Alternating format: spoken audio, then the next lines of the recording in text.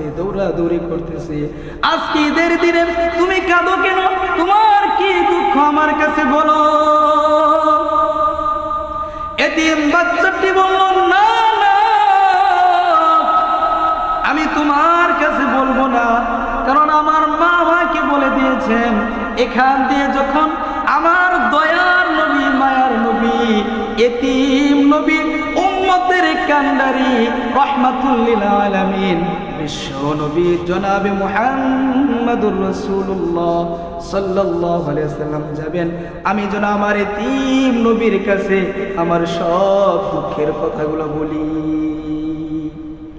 আমার ভাইরা, এতিম বাচ্চাটির এই কথা শুনে আমার নবী, এতিম নবী, মায়ার নবী, এতিম বাচ্চাটিকে কুলে নিলেন, আদর করলেন, আর বলতে লাগলেন, হে শিশু, তুমি সেই সকাল থেকে যার অপেক্ষায় দাঁড়িয়ে আছো।